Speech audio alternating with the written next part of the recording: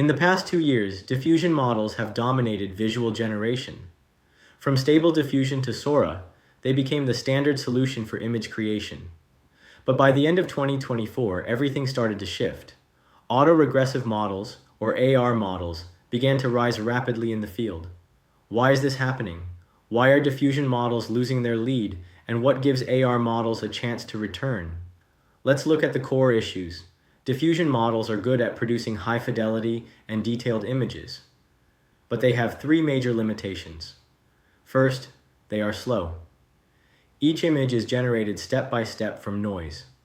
The process takes dozens or even hundreds of iterations and cannot be parallelized. Second, they lack control. Diffusion is a continuous physical process.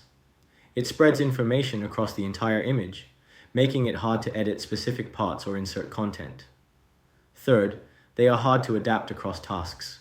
Text-guided generation, style transfer, and local editing all require separate sampling strategies and control paths. In short, diffusion is powerful at reconstruction, but weak at interaction.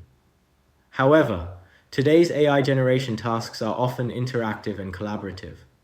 We need models that are faster, more controllable, and easier to adapt. For a long time, we believed AR models were not suitable for images, because images do not have a clear sequence like language does. That assumption has now changed. The shift is not just because AR models improved, but because we found better ways to represent images. First, there is visual autoregressive modeling. It generates the overall structure first, then fills in local details. This is similar to outlining before writing content. Second, models like RAND-AR no longer follow a fixed order. They use masked modeling to complete parts of the image freely. This gives generation the flexibility of language composition. Third, visual tokenizers have evolved. Older tokenizers simply divided images into patches. Newer ones capture semantics, spatial relationships, and even scene structure. They work more like vocabularies in language models. Together, these advances make image generation feel more like language generation. Tokens gain structure, generation follows grammar.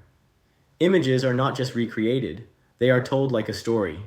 This is the core reason AR models are returning to the mainstream. But one question remains. If images have no natural order, how do AR models decide the token sequence? How do they generate the first token? How do they edit specific regions? In the next episode, we will explore how AR models actually tell a full image.